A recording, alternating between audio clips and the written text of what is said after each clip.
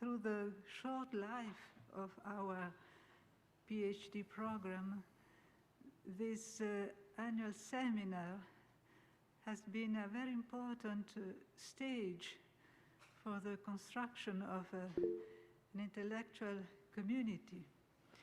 But each year we changed the shape, the format of this meeting. And now the pandemic has stimulated our imagination so that we could realize, experience, as a matter of fact, a kind of social friendship at the time of social distance.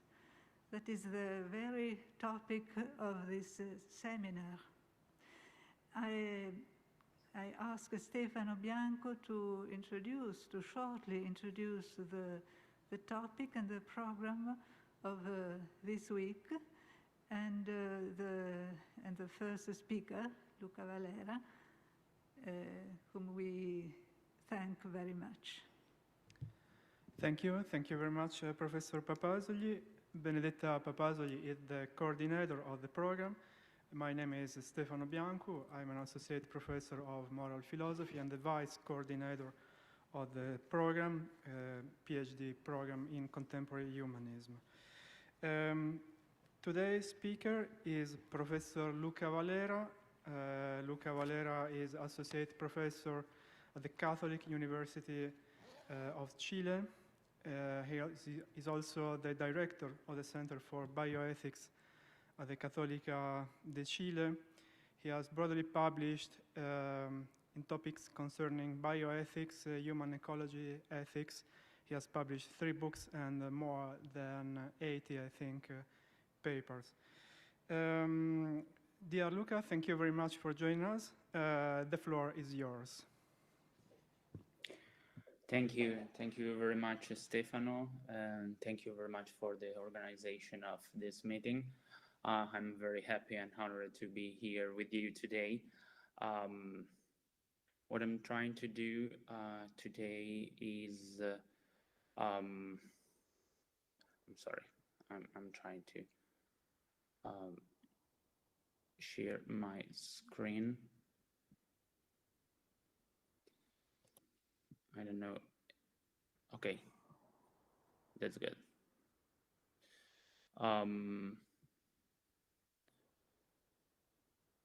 Okay, I don't know if you can see my screen or not. Yeah, okay.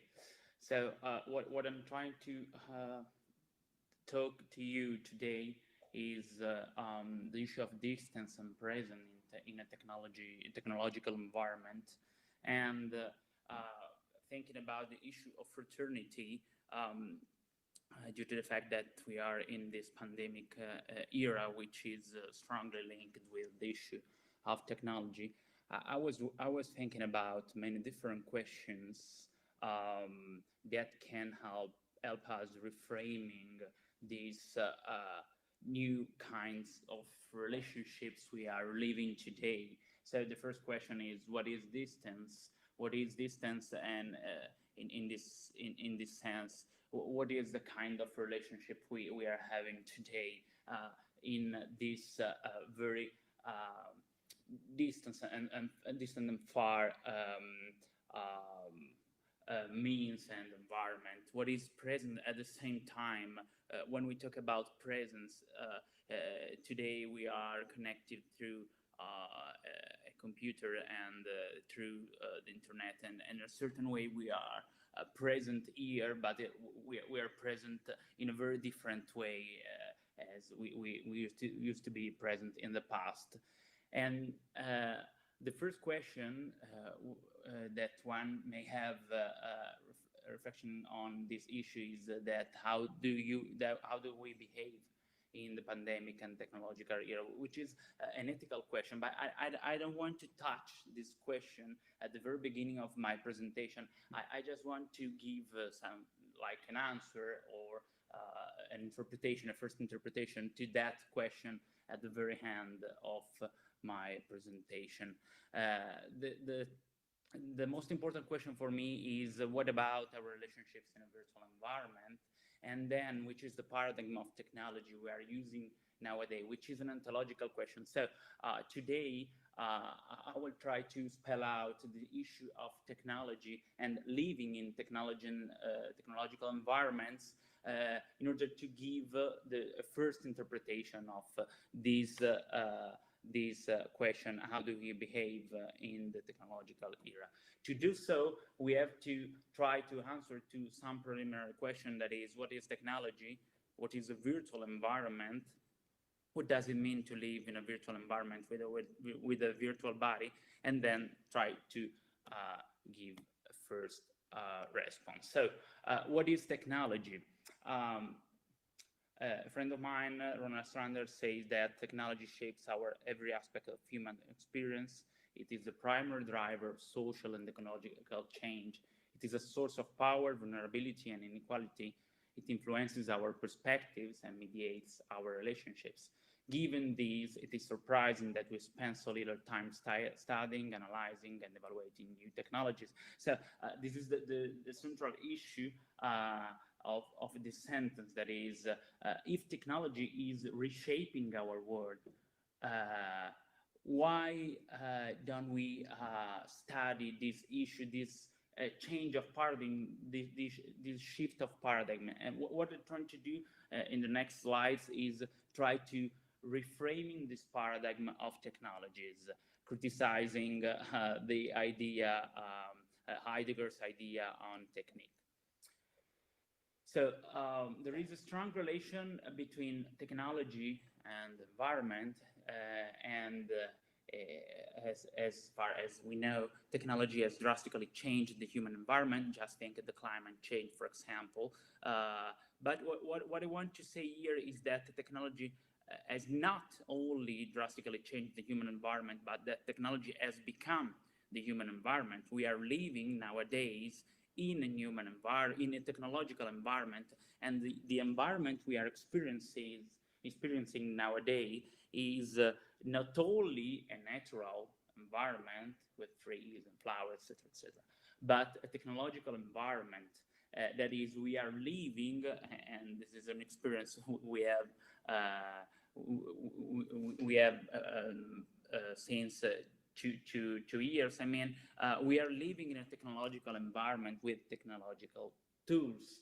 So in this sense, it's really interesting what Peter Paul Verbeck, which is one of the most philosophers of the post-phenomenology, what Peter Paul Verbeck says: some contemporary technologies cannot simply be used anymore, but start to merge with our physical environment and with our own bodies. That is, we have to change from the paradigm of technology as a tool, as I tried to spell out in the next slides, to technology as an environment. That is, we are living in the technological environment and not only with these tools. So if we think of the logic of modern technique, we're used to think at technology or technique like a means we have to use in order to achieve a certain aim or purpose. So in this sense, the modern technique have a certain meaning in the context of the human action. That is, if we want to achieve some goal, we have to use a certain technical means, like, for example, the Heidegger hammer. So in this sense, we may think at the modern technique as the Heidegger's hammer, that is a certain mean that has a certain meaning in a precise context, and which is very related to an action. That is, the means, the hammer, may be useful to achieve a certain goal. On the contrary, the logic of emerging technology is quite different, because we have a certain purpose, and this purpose mainly refers to our action, and there is an intersection with the action that the technological device itself is doing. That is, the technological device works and function even though it is not inserted in the context of the human action. So there is certainly an intersection. We may use the technological device, but at the same time, the technological device is doing, as Peter Krause, one of the most important phenomenological, post-phenomenological thinkers says, technological device is doing something. Okay, so there is a space of intersection between our action and the action of the technological device. So when we think at the contemporary technological device, we may think at the demotic system, for example. In this sense, we may use the different tools we have in our houses, in our homes, etc. But these tools are doing something independently of our actions. And one of the most important person in the most representative person, which is related to this new paradigm, is Nicolas Negroponte, which was the MIT, the dean of the MIT lab. So if we think, for example, of the Internet of Things, which is the condition of possibility of the connection between the different devices, we may agree with Negroponte, which says it makes no sense to shift atoms when you can shift bits. So in a certain way, we have to make a shift from the issue of atoms, which is strongly related to the logic of the modern technique, to the issue of bits, so the interconnection of the different things we have in our technological era. So if the first kind of relationship of the logic of the modern technique is that the human being has a certain relation with the technological mean or the technical mean, that is, we are using a certain mean to achieve a certain purpose, as we said, with relation to the second kind of relationship, the human being is inserted in a technological means, in a technological environment, and is interacting. The correct representation is this one, is interacting with this mean. We are living in a technological means, and we are interacting with different kind of devices which are doing something at the same time. So in order to summarize my reflection, we live in a technological environment in which the natural and the artificial elements are mutually integrated. This environment has its own activity and is not static or dependent on a human action like the Heidegger's hammer. And the relationship between human beings and the environment is not unidirectional, rather it's the dynamic interaction that is defined by the feedback effect. So we're doing something and our technological environment is changing at the same time. Our technological environment is doing something, and we are changing due to this activity. So if you think at the word technology, that is technos and logos, I was wondering what this logos refer and makes the word technology different from technique. So an Italian philosopher, Adriano Fabri, says that the logos refers to the rationality and the complexity of the systems of tools pertaining to the technical action. Technology in this sense cannot longer be spoken of without underlining the fact that, as the word itself states, there is a type of logic in its processes. It is a logic that, precisely because of the independence that these processes claim and initiate, does not seem to be completely controllable by human beings, neither by technicians nor by scientists. That is, the logic of technology mainly deals with the independence of these devices and the autonomy of these devices, and at the same time on the interconnection of different devices. The Internet of Things in this sense is really interesting. Interconnection with different devices, so like to work like a system of the different devices, which is really different to the Heidegger's hammer. If if you notice. And the third characteristic, so independence, working system, and then the capacity, the ability of how to regulate in relation with the environment. So if you think that robots, for example, are independent, they may work like a system, and they can how to regulate their action to the stimulus that are coming from the environment.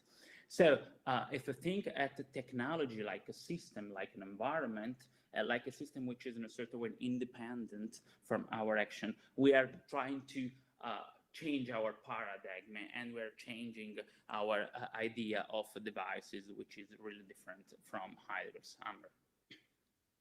So I'm trying to tell you that there's a radical shift, a radical change, which also change the moral and the ethical significance of these devices. So we may shift from the passior, that is from the passivity of the mean itself, the Heidegger hammer, for example, to the issue of interactio, that is interaction. That is, we are interacting in a certain way with different devices that at the same time have their own activity. So in this sense, Peter Paul Verbeck says that technologies are intrinsically involved in moral decision making. This does not imply, to be sure, that they are moral agents themselves. This is a really important issue, but it does imply that moral agency needs to be understood as a fundamental hybrid affair. That is, we are interacting with devices, and we are not only acting through different means. So if we think at the issue of ethics and technology, which is really important to understand our distance and present in our technological age, we may say that moral significance of technology is the technological mediation of morality. So the post-phenomenological thinker says that technological devices has a fundamental role in mediating our morality. And Peter Paul Verbeck said, by organizing relation between humans and the world, technologies play an active, not a final role in morality. Technologies are morally charged, so to speak. In this sense, it's really interesting that this ontological shift when talking about technology also implies an ethical shift, because if you remember, when talking about the modern logic of technique, we used to say that, for example, the hammer is good if we use these means for the good, for good sake, etc., etc. But it's really different from the issue of technological devices nowadays. And so Peter Paul Verbeck say a philosophy of technology begins by emphasizing that technology is not neutral, noting that technologies do much more than simply achieve the goals for which they were instituted. If you remember all the ethical reflection on the technical means, etc. The starting point is that the mean is neutral, and we may use this mean for the good or for the bad. It's really different for new technologies, because new technology are doing something, as Peter Paul Verbeck said.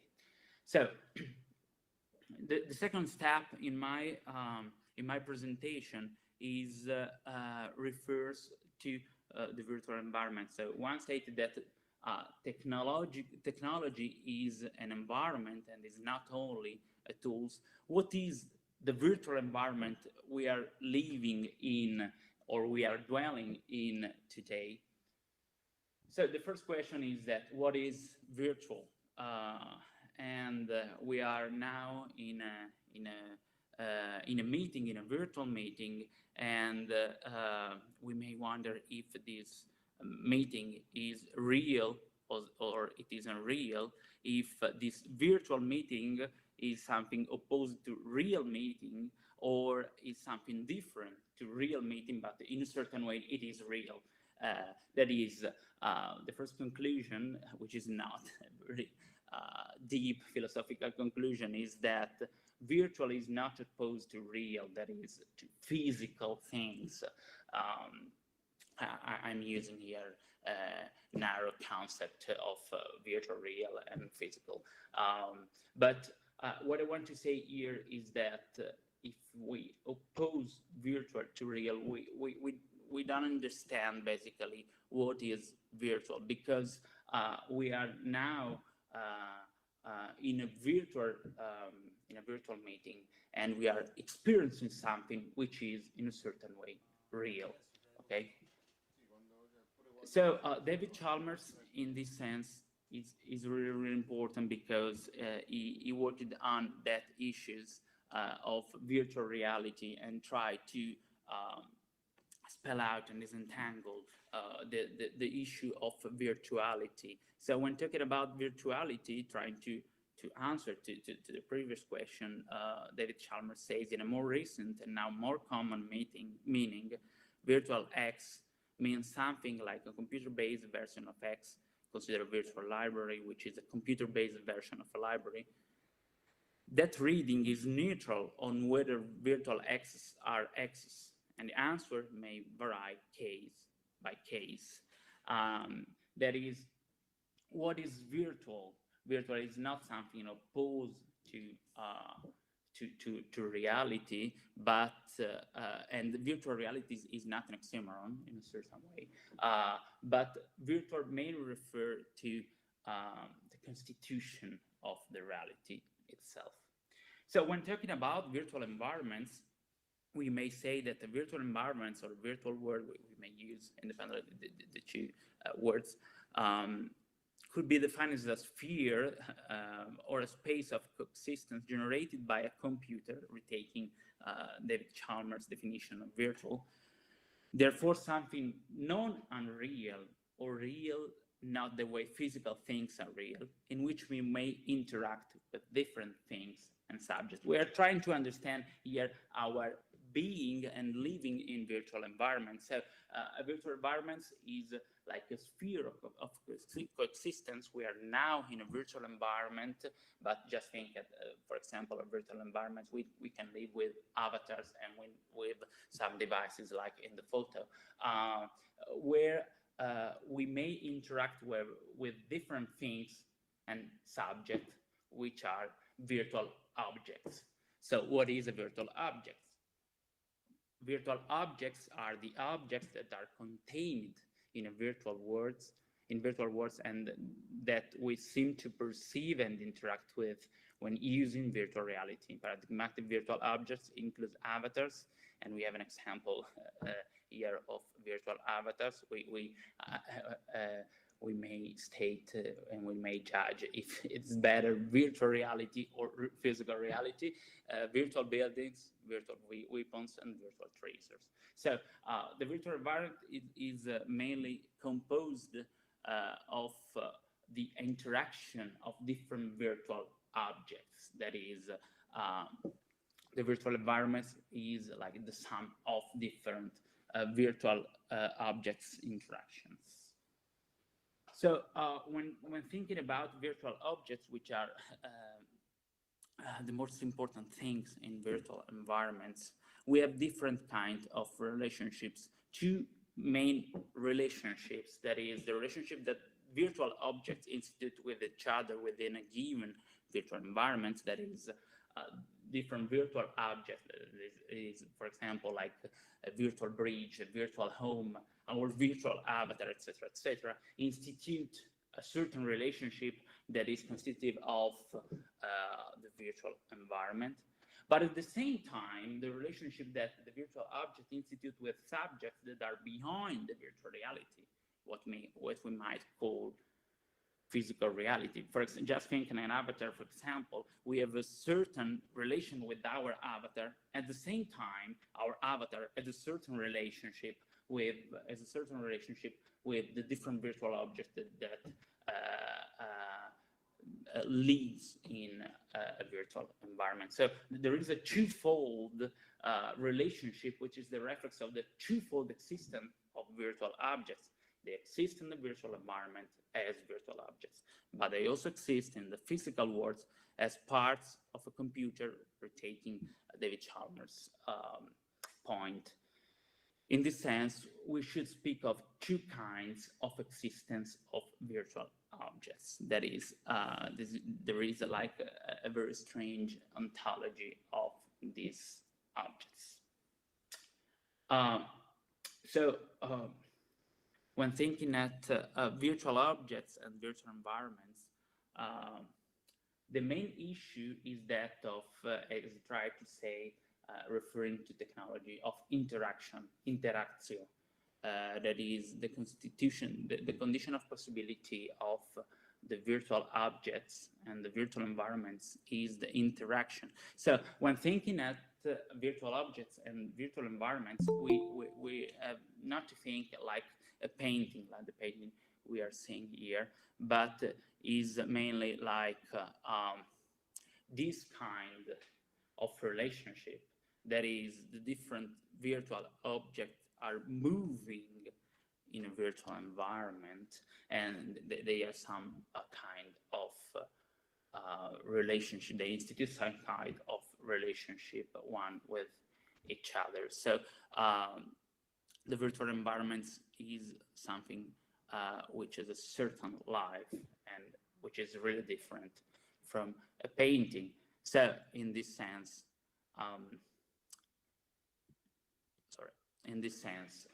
Roberto Diodato says that the virtual body is an entity that is phenomenalized through interaction. So the issue of interaction is the main issue in our technological environments, virtual environments, and the technological era. So if we say that the issue of interaction, as we said for the issue of technology, is the main issue in our virtual environments and our era, we say that the virtual object has a certain activity, and we also have a certain activity. So David Chalmers says virtual objects exist in their own virtual space in virtue of their effects on each other and then on our experiences. A digital object may exist simultaneously in non-virtual space and in virtual space. And Diodato says a virtual body is and is not itself in time and place, and its self-eventuation, its becoming event depends upon the interaction with the user. So the notion, the central notion is the double ontology of virtual object and virtual body. So we may wonder if the virtual reality is something like a mirror of physical reality, and then we have many different questions we may ask. That is the avatar a mirror of our body? That is, there is a perfect match between our avatar and ourselves. Is the virtual environment a mirror of physical environments, or is something very different from physical environments? Is the virtual environment something passive? I tried to answer to that question with the previous slide. Is technology only a tool, remembering the first slide of my speech and presentation? And then if there is a perfect match between events in the virtual reality and the physical reality, my answer is that no, it's different. There is not a mirroring relationship between the reality, the physical reality, we may call the reality, I may say through the window of my house, and the virtual environment. It's really different, and in order to explain why it's different, I just want to recall one chapter of Black Mirror, this famous series, where the two main protagonists of this chapter, which is named Striking Vipers, are playing with virtual devices in a virtual world. And I don't know if you saw this chapter, and this chapter mainly recalls the issue of fighting, of two persons that are fighting in a virtual world. And now I have to spoiler, I'm really sorry, the end of this chapter, but it is in order to explain why it's there is not a mirroring relation between reality, physical reality, and virtual environment. So the two main protagonists of this chapter are fighting, and then they have a love relationship, a sexual relationship with different avatars, okay? And they are experiencing something in the virtual world, in the virtual environment and the physical environment that produce like a very strange effect in their life. So it's different. There is not a mirroring relation, but at the same time, we have to say that what we are experiencing in virtual environment is something real, even though it is different in a certain way of what we are experiencing in our physical reality.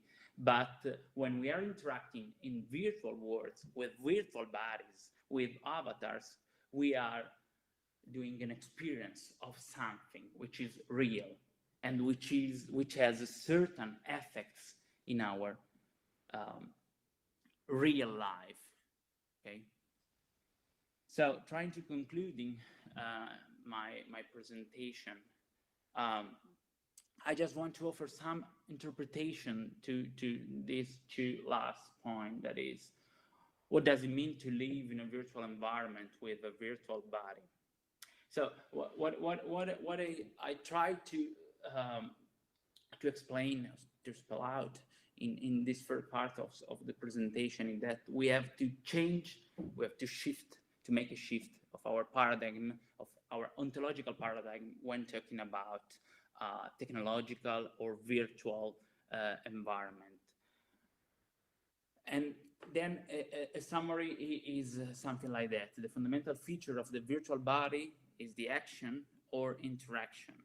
And we have multiple levels interaction. The first one is the level of the ontological constitution of the body and the environment.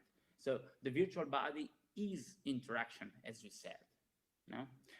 But at the same time, we have a certain interaction at the level of the active movement toward our bodies and environment. The virtual body interacts. And lastly, at the level of the passive action in relation to other subjects, my virtual body is interacted by me as far as I am a subject with the real body. So interaction is, and which tells us something about our relation with virtual worlds. So if the central point of the concept of virtual body is interaction, interactio, and not just passivity, patio, the question about our dwelling in virtual environments, which deals with distance and present in the technological era, becomes an eminently ethical question.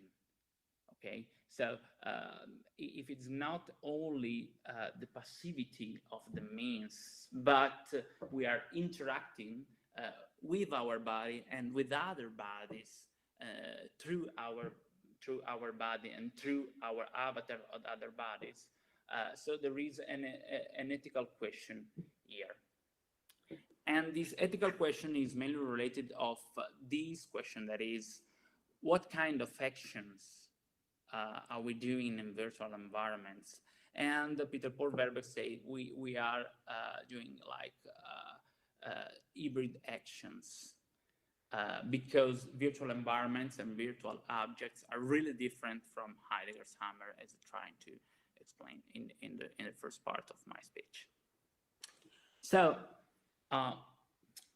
if we are experiencing different actions, we have to rethink the category of our acting in virtual worlds through virtual bodies become the speculative pivotal point for an ethics in the virtual world and not just of the virtual world. That is, the first 20 years of our century, I think we had an important deepening of the issue of the ethics of the virtual world. If the like just the virtual world was something very different from our life, but nowadays we are living in the virtual world, so we have to try to change our paradigm.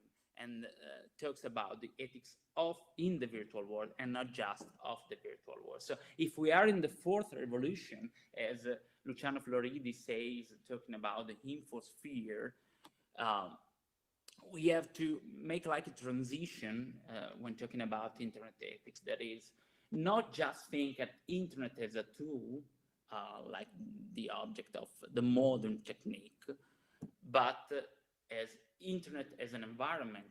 So it is really different. We have to talk about the ethics in the internet and not only the ethics of the internet. Like we may use only internet like a device, and the internet is something really similar to Heidegger's hammer. So the fundamental question here is, should the virtual environment be an adequate habitat for the human being? Should the human being flourish in such an environment? May we live in such an environment and self-realize our life in such an environment? It depends on the hammer, depends on the environment, depends on the paradigm we have of technology and technological means. So just trying to conclude, when talking about distance and presence in the technological era, how should we live the distance and presence in the technological era? I think it was necessary to talk about the issue of technology and the issue of the virtual environment to try to reframe our ideas of distance and presence, because a very narrow interpretation of this issue may say, yeah, you know, we are really far from each other, and then we have to change our relationship, etc., etc. But it's a really narrow idea. What I'm trying to reframe here is the ontological issue that is beyond our relationships of distance and presence in our technological era. So if we think that the web dematerialization brought with it a profound despecialization,